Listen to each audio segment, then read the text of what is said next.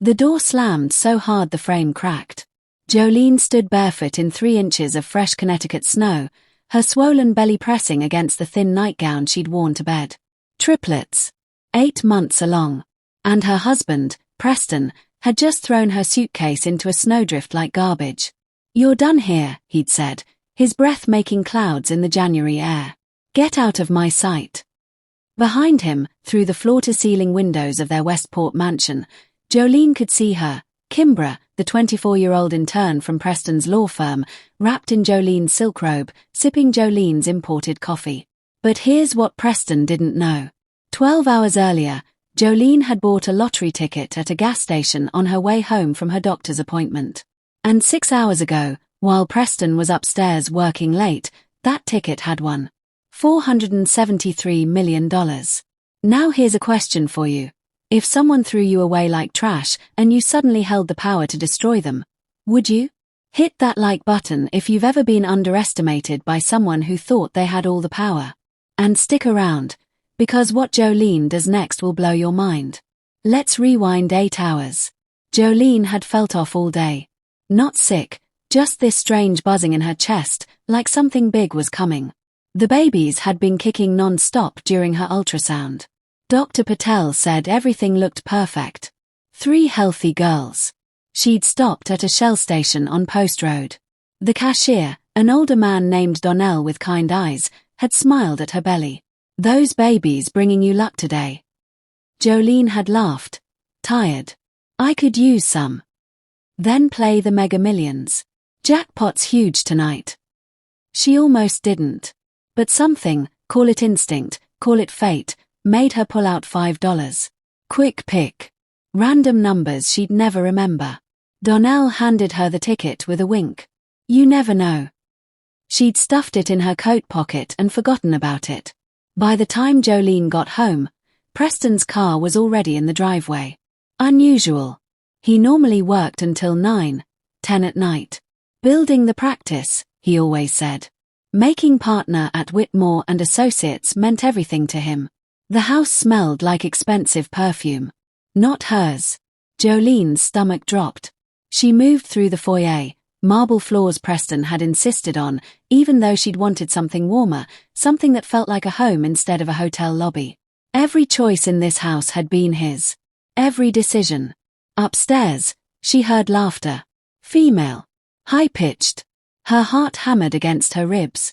She climbed the stairs slowly, one hand on the railing, one hand supporting her belly. The babies seemed to sense her tension, they'd gone still. The bedroom door was open just a crack. Through it, Jolene saw them. Preston. Kimbra. On the bed Jolene had picked out. The bed where she'd told Preston she was pregnant. Where he'd kissed her and promised they'd be the best parents in the world. They weren't having sex, not yet.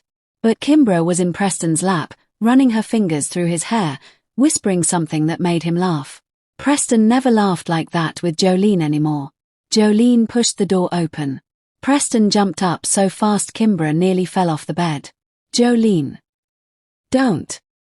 Her voice came out steady. Cold. "Don't say my name." Kimbra had the decency to look embarrassed, tugging Preston's shirt down over her thighs. Preston just looked annoyed. "This isn't what it looks like," he started. "Really?" Jolene crossed her arms over her belly. "Because it looks like you're cheating on your pregnant wife in our bedroom." Preston's jaw tightened. And then, God, Jolene would never forget this, he looked at her with actual disgust. "You want the truth, Jolene? Fine. I'm done. I've been done for months. Look at you. You're huge. You're exhausting. All you talk about is babies and nursery colors and breastfeeding schedules. You're not the woman I married." Each word hit like a physical blow. Kimbra stood up, suddenly bold. "Preston and I are in love." Jolene almost laughed. "You've known him for 3 months. 3 months where he's been happier than he's been in years," Kimbra shot back. Preston nodded. "She's right. Kimbra gets me. She's exciting. She's not pregnant with triplets." Preston flinched. "Don't do that. Don't use the babies as a weapon. You're the one abandoning them." I never wanted 3. Preston exploded. You kept saying it would be fine, we'd figure it out, but I didn't sign up for this. I wanted a wife, not a baby factory. The room went silent. Somewhere in Jolene's chest, something broke. Not her heart, that would come later. This was deeper. The part of her that had believed Preston when he said forever. When he'd promised her a family. When he'd held her hand in the fertility clinic and said he wanted this just as much as she did. All lies. Get out, Preston said quietly. Jolene blinked. What? Get out. Pack your things and leave. I want you gone by morning. This is my house too. It's in my name. The mortgage is in my name. Legally, you have no claim. Preston's lawyer brain had kicked in. I'll have papers drawn up. You'll get something in the divorce, but I'm not supporting 3 kids I never wanted. Kimbra was smiling now. Actually smiling. And that's when something inside Jolene went ice cold. Fine, she heard herself say. I'll pack. She'd meant to leave with dignity. She'd meant to pack carefully, take her important documents, call her sister Laurel in Rhode Island. But Preston didn't even give her that. An hour later, while she was folding clothes with shaking hands, he'd stormed into the guest room where she'd retreated. You're taking too long. Preston, I'm 8 months pregnant with triplets. I can't exactly move fast. He'd grabbed her suitcase, half-packed, and dragged it down the stairs. She'd followed, begging him to wait, to just give her until morning like he'd said. But Kimbra had wanted her gone. Now. And Preston always gave Kimbra what she wanted. That's how Jolene ended up barefoot in the snow. The cold bit into her feet immediately. Jolene stood there, staring at her suitcase in the snowdrift, her brain refusing to process what was happening. Preston was already back inside. Through the window, she saw him pour 2 glasses of wine. Saw Kimbra kiss his neck. In her house. In her life. Jolene's teeth started chattering. The babies kicked, all 3 at once, like they were protesting. I know, she whispered to her belly. I know. She grabbed the suitcase handle with numb fingers and dragged it toward her car. At least Preston hadn't blocked her in. At least she had that. Her car was freezing. She turned it on, cranked the heat, and just sat there, shaking. Where was she supposed to go? Her parents were dead. Her sister Laurel lived 3 hours away and had 4 kids of her own in a tiny house. Her best friend Maritza was on a cruise with her husband. Jolene was alone. Completely alone. She reached for her phone to call Laurel anyway, and her hand brushed against something in her coat pocket. Paper. She pulled it out. The lottery ticket. Jolene had completely forgotten. She stared at it, this flimsy piece of paper with its random numbers, and something made her pull up her phone's browser. Mega Millions winning numbers. The drawing had been at 11. It was almost 1 in the morning now. The numbers loaded on her screen. 7, 14, 23, 31, 42, Mega Ball, 9. Jolene looked at her ticket. Mega Ball, 9. She stopped breathing. No. She checked again. Checked the date. Checked the numbers. Checked everything 3 times, 4 times, 5 times. Every single number matched. Question for you watching. Have you ever had a moment where your entire life changed in an instant? Drop a comment below. Jolene sat in that freezing car, pregnant and homeless and betrayed, holding a ticket worth $473 million. And Preston who'd just thrown her away like garbage, had no idea. None. The shock wore off slowly. Then came something else. Something sharp. Something that felt almost like joy. Jolene started laughing. Softly at first, then harder, until tears ran down her face and she couldn't tell if she was laughing or crying or both. Her phone buzzed. Laurel calling back. Jolene must have pocket-dialed her. Law, Jolene gasped. Laurel, you're not going to believe what just happened. Laurel drove down from Providence at 2 in the morning. She found Jolene in a hotel room in Fairfield, the nicest one Jolene could find that was still open. Jolene had paid cash for 1 night, her hands shaking so hard the desk clerk had looked concerned. Show me. Laurel demanded the second she walked in. Jolene held up the ticket. Laurel pulled up the winning numbers on her phone. Checked. Double-checked. Triple-checked. Then she sat down hard on the bed. Holy hell, Joe. I know. Holy hell. I know. Laurel was 36, 2 years older than Jolene, with the same dark hair but a harder edge. Life had given her reasons. But right now, her eyes were shining. Preston has no idea. None. I bought it after my doctor's appointment. He was all ready. Jolene's voice cracked. He was already with her.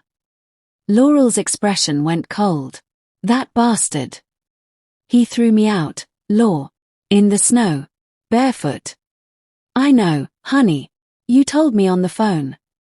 Laurel grabbed Jolene's hands. But listen to me. You need to claim this ticket immediately. Tomorrow. First thing. I can't think about money right now. Yes, you can. Because that money is your future. Those babies' future. And if Preston finds out before you've secured it. Laurel's jaw set. Connecticut is a community property state for lottery winnings during marriage. If he finds out before the divorce is final, he could claim half. Jolene felt sick. Half. Maybe more, depending on how good his lawyers are. And his lawyers are very good. The room spun. Preston couldn't have this. He couldn't. Not after what he'd done. What do I do? Laurel pulled out her phone. I have a friend. Tamsin. She's a lawyer in Hartford, specializes in family law and asset protection. I'm calling her right now. It's 2:30 in the morning. For $400 million, she'll answer. Tamsin did answer. And after a 15-minute conversation, she agreed to meet them at her office at 7 a.m. Don't tell anyone, Tamsin had said. Not a soul. Don't post on social media. Don't call friends. The fewer people who know, the better. What about Preston? Jolene asked. Especially not Preston. Jolene didn't sleep. She lay on the hotel bed, Laurel snoring softly beside her, and stared at the ceiling. Her whole life had imploded in one night. But she'd also won the lottery. The universe had the weirdest sense of humor. Around 5 a.m., her phone buzzed. A text from Preston. Papers will be ready Monday. Sign them without drama and this will be easy. Jolene stared at that message for a long time. Then she typed back, okay. Let him think she was broken. Let him think he'd won. She had work to do. Tamsin's office was in a sleek building in downtown Hartford. She was younger than Jolene expected, maybe 40, with sharp features and sharper suits. First things first, Tamsin said, after examining the lottery ticket with gloved hands. We claim this immediately. This morning. Before Preston can file anything formal. Can he really take half? Depends. You bought the ticket during the marriage, which normally means it's marital property. But, Tamsin smiled coldly, there are ways around that. Especially if we move fast. What ways? We claim the ticket in a trust. You'll set up an irrevocable trust with you as the beneficiary. The Lottery Commission pays the trust, not you directly. That separates the asset from marital property. Jolene's head spun. Is that legal? Completely. People do it all the time for privacy. In this case, it also protects you from community property claims. What about the babies? Even better. We set up the trust for the benefit of your unborn children. Makes it even harder for Preston to touch. Laurel grinned. I like her. By noon, they were at the Connecticut Lottery headquarters in Rocky Hill. Jolene wore sunglasses and a hat. Tamsin's advice. You can refuse publicity photos, she'd said. Most people don't know that. The lottery officials were thrilled. $473 million was the biggest jackpot in Connecticut history. They verified the ticket. Confirmed the win. Asked if Jolene wanted the lump sum or annuity. Lump sum, Tamsin answered for her. That came out to just under $270 million after federal taxes. Still an obscene amount of money. The trust was set up. Papers were signed. And just like that, Jolene went from homeless to one of the richest women in Connecticut. She threw up in the bathroom afterward. For 3 days, Jolene stayed quiet. She moved into a furnished apartment in West Hartford. Nothing fancy, nothing that would raise questions. She paid cash for 6 months upfront. Preston texted twice more about the divorce papers. She responded, "Still looking for a lawyer. Need a few days." Let him think she was scrambling. Meanwhile, Tamsin was building a case. "The abandonment helps us," she explained during a meeting. "Especially the fact that he physically removed you from the home while you were pregnant. Any judge will look at that and side with you." "What about Kimbra?" "Oh, honey." Tamsin's smile was feral. "Kimbra's going to be a gift. Homewrecker angle plays beautifully in court. Plus, if we can prove the affair started before he kicked you out, which we can, because you caught them, that's abandonment and adultery." "What does that mean?" "It means Preston doesn't get to claim he's the victim. It means his behavior will influence the settlement. And it means," Tamsin leaned forward, "he won't get a cent of your lottery winnings." Jolene felt something unfurl in her chest. Not quite revenge. Not yet. But close. On the 4th day, Preston called. Not texted. Called. Jolene let it ring 3 times before answering. "What?" "We need to talk." His voice was tight. "About?" "The house. Your things. You need to come get them this week or I'm donating everything." Jolene imagined her clothes, her books, her mother's jewelry going to Goodwill. "Fine. Saturday." "Make it quick. Kimbra and I have plans." He hung up. Laurel, who'd been listening, shook her head. "What an asshole." "He has no idea what's coming," Jolene said softly. Saturday morning came cold and grey. Jolene stood outside the Westport mansion, her mansion, legally, for 4 more days until Preston's lawyers finalized the paperwork, and took a deep breath. She wasn't alone. Laurel stood to her left. Tamsin to her right. And behind them, a moving truck with 2 guys Tamsin had hired. "You ready?" Laurel asked. Jolene touched her belly. The triplets were active today, rolling and kicking like they knew something big was happening. "Yeah," she said. "I'm ready." She rang the doorbell. Preston answered in a cashmere sweater and designer jeans. He looked good. Rested. Happy. That was about to change. "You brought people." He frowned at the moving truck. "You said to get my things." "I'm getting my things." "I meant like, a car full." "Not."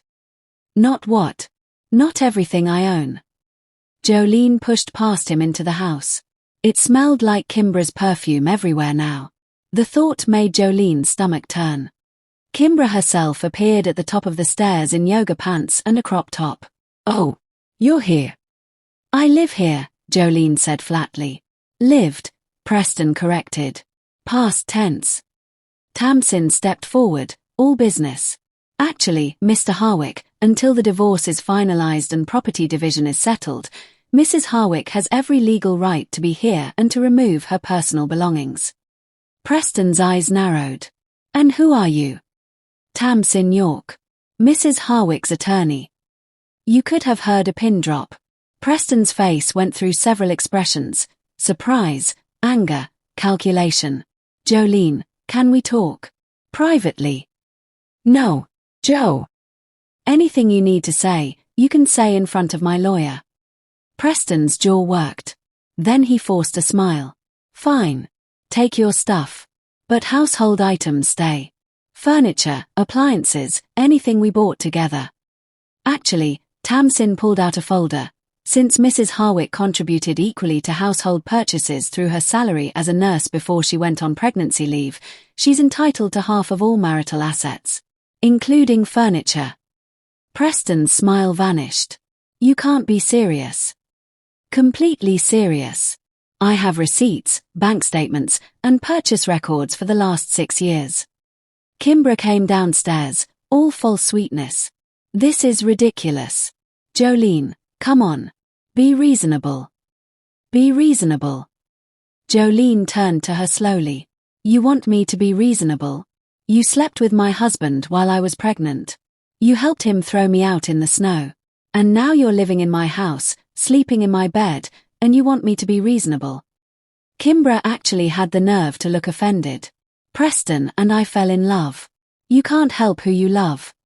You're 24. You're a child. I'm a grown woman. Who home-wrecked a marriage?" Laurel stepped up beside Jolene. "Own it, honey. At least be honest." Preston moved between them. Everyone calm down. "Jolene, look. I know you're hurt. But dragging this out won't help anyone. Sign the papers, take a fair settlement, and we can all move on." "Fair?" Jolene almost laughed. "You think anything about this is fair? I think you're being emotional." "Don't." Jolene's voice went hard. "Don't you dare tell me I'm being emotional. You abandoned your pregnant wife. You brought your mistress into our home. You threw me out without shoes in January. So yeah, Preston. I'm emotional. I'm a lot of things. But I'm also done being pushed around by you." She turned to the movers. "Everything in the guest room. The nursery furniture. My clothes, my books, my mother's china, the painting in the hallway, the one my grandmother left me. Load it all." "Jolene, that's half the house." "It's my half." Preston looked at Tamsin. "She can't do this." Tamsin smiled. "Actually, she can. You want to dispute it? We'll see you in court." It took 4 hours to load everything. Jolene supervised, checking items off a list Tamsin had prepared. Every piece of furniture she'd picked out. Every gift from her family. Every single thing that was hers.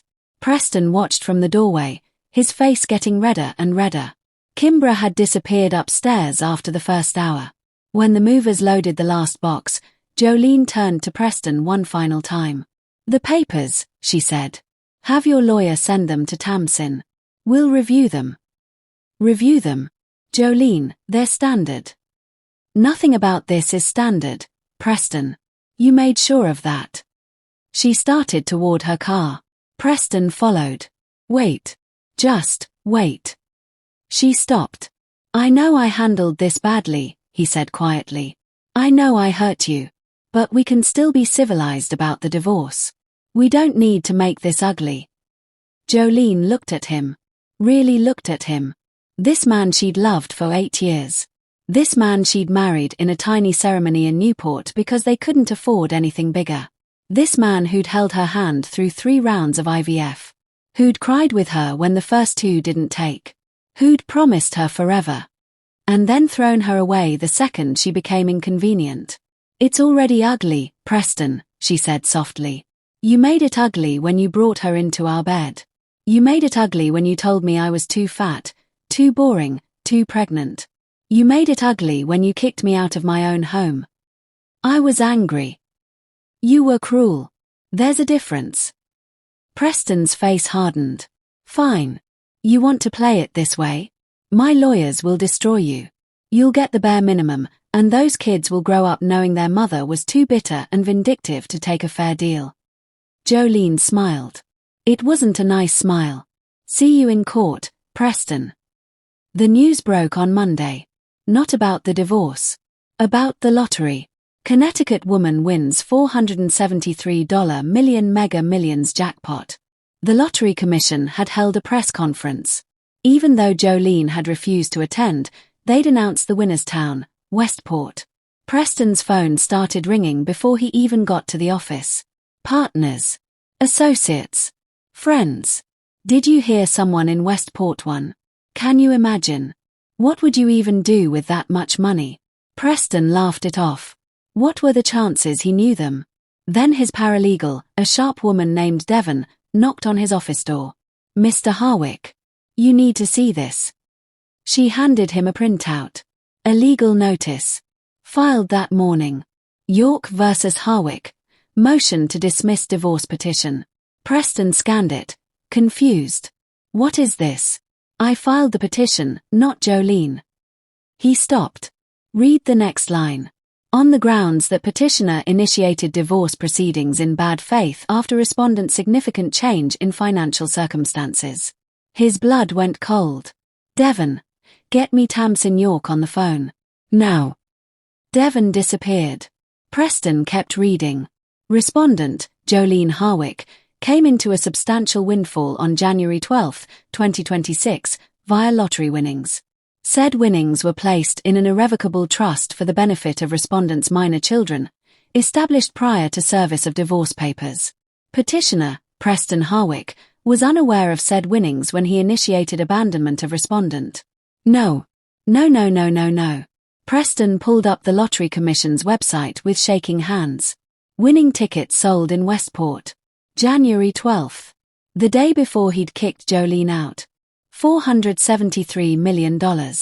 And she'd put it in a trust before he'd even filed papers. His office phone rang. Mr. Harwick, I have Ms. York. Preston snatched it up. What the hell is this? Tamsin's voice was cool. Professional. Which part needs clarification? The lottery. Jolene won the lottery. Yes. And you helped her hide it. I helped her protect her assets. Legally. Completely above board. Your wife bought that ticket before you abandoned her. She claimed it before you filed for divorce. And she established a trust for your children. Children you told her you didn't want, to ensure their future. Preston couldn't breathe. She can't do this. She already did. That money is marital property. Actually, it's not. The trust owns it. And since the trust was established for the benefit of minors based on a pre-divorce windfall, and since you're on record, we have witnesses, Mr. Harwick, saying you never wanted those children, you have zero claim. I'll fight this. Please do. Discovery should be fascinating. We'll subpoena Kimbra. Get her on record about when your affair started. Talk to your neighbors about the night you physically removed your pregnant wife from her home. Pull phone records, emails, text messages. I'm sure the court will be very interested in what we find. Preston felt sick. What does she want? He ground out. Oh, now you want to negotiate. Tamsin laughed. Here's what's going to happen. You're going to withdraw your divorce petition. Jolene will file her own, citing abandonment and adultery. You'll agree to zero alimony, since she doesn't need your money. You'll sign away all parental rights, since you don't want the children anyway. And you'll walk away with exactly what you deserve. Which is? Nothing, Mr. Harwick. Absolutely nothing. The line went dead. Preston tried to fight. He hired the best divorce attorney in Connecticut. Cost him $50,000 just for the retainer. Didn't matter. Every move he made, Tamsin blocked. He tried to claim the lottery winnings were marital property. Tamsin produced the trust documents, established before any legal separation.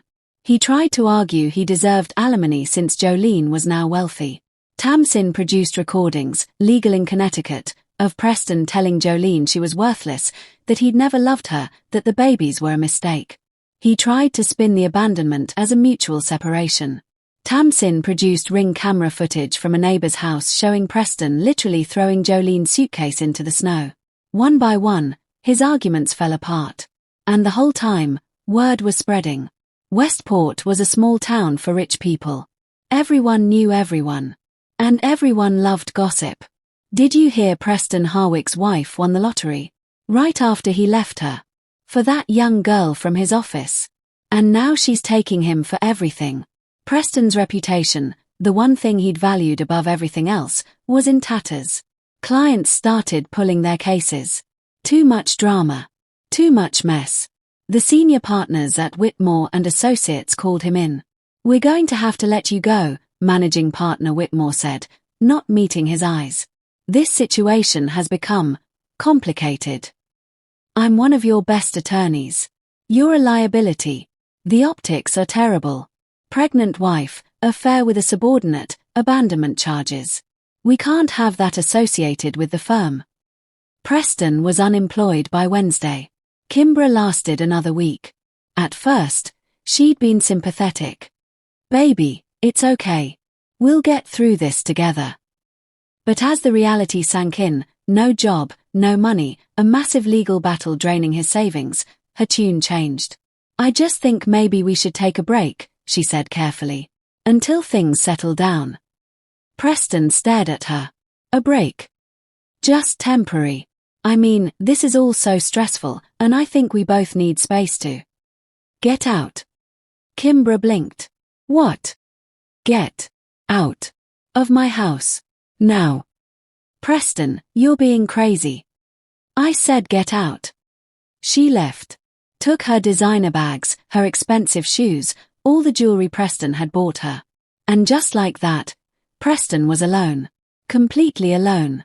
In a house that felt too big, too empty, too full of ghosts. The settlement conference was held in February. Jolene showed up 8.5 months pregnant, flanked by Tamsin and Laurel. Preston came alone. He'd fired his expensive lawyer after burning through his retainer with nothing to show for it. Couldn't afford another. They sat across from each other in Tamsin's conference room. Preston looked terrible. Unshaven. Rumpled suit. Dark circles under his eyes. Jolene looked good. Rested. Healthy. Glowing, even, the way pregnant women sometimes do. "Final offer," Tamsin said, sliding papers across the table. "Mrs. Harwick files for divorce citing abandonment and adultery. You contest nothing. Sign away all parental rights to the triplets. The house goes to her. You have 30 days to vacate. You keep your car, your personal effects, and your 401k. That's it." Preston's hands shook as he read. "This is insane. I'll have nothing." "You'll have exactly what you gave Jolene when you threw her out," Tamsin said coldly. "I'm not signing away my kids." "They're not your kids," Jolene said quietly. "You said so yourself. Remember? You never wanted 3. You called me a baby factory. So fine. They're not yours. You're free."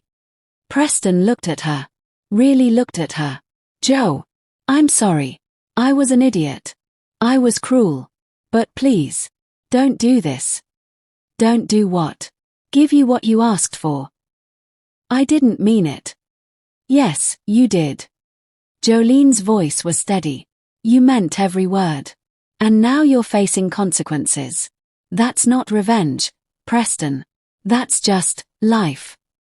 I'll be ruined." "You ruined yourself." Silence. Finally, Preston picked up the pen. His hand hovered over the signature line. "If I sign this, do I ever get to see them? The babies?" Jolene considered. "No, Jo. You threw me away when I needed you most. You looked at me, pregnant with your daughters, and felt disgust. You brought another woman into our bed. You put me out in the snow without shoes." Her voice cracked, just slightly. "So no, Preston. You don't get to see them. You don't get to be their father. You don't get to decide in 5 years or 10 years that you made a mistake and show up wanting a relationship. You had your chance. You threw it away." Preston's face crumpled. But he signed. Jolene gave birth to 3 healthy girls on March 3rd. She named them after her mother and grandmothers, Eleanor, Rosemary, and Vivian. Laurel was in the delivery room. So was Maritza, back from her cruise and furious she'd missed the drama. "I can't believe you won the lottery and didn't tell me," she'd said. "I barely told anyone," Jolene had laughed. The babies were perfect. Tiny and pink and screaming. Jolene held them and cried. Not from pain. Not from fear. From relief. She'd made it. They'd made it. She bought a house in Madison. Right on the water. Big enough for the girls to run around, but cozy. Warm. A home. She hired help, a nanny, a night nurse for the first few months. She wasn't going to kill herself trying to do everything alone. She had the money. She used it. She also set up college funds for Eleanor, Rosemary, and Vivian. Set up trusts. Made sure they'd never want for anything. And then, because she was still Jolene, still a nurse, still someone who cared about helping people, she started a foundation. The Harwick Foundation for Women and Children. Providing housing, legal aid, and financial support for women escaping abuse. Women like her. Women who'd been thrown away and needed a second chance. It felt right. Preston sent one email, 6 months later. "I hope you're happy." Jolene stared at it for a long time. Then she typed back, "I am." And she meant it. 1 year after that terrible January night, Jolene sat on her back porch watching the sun set over Long Island Sound. Eleanor, Rosemary, and Vivian were inside with the nanny, babbling and playing. Jolene had a cup of tea, a blanket, the sound of waves. She thought about Preston sometimes. Wondered if he ever thought about what he'd lost. Probably. But that wasn't her problem anymore. She'd taken the worst moment of her life, that moment standing barefoot in the snow, pregnant and alone and terrified, and turned it into something beautiful. Not because of the money. The money helped. God, yes, it helped. But the real victory was knowing she'd survived. She'd been thrown away like trash. And she'd become something precious. Question for you. Do you think Preston got what he deserved? Or did Jolene go too far? Drop your thoughts in the comments. And if this story moved you, if you felt Jolene's pain and her triumph, hit that like button and subscribe. Because everyone deserves a reminder that sometimes, just sometimes, karma works exactly the way it should. Thanks for watching. And remember, you're never as powerless as someone wants you to believe. END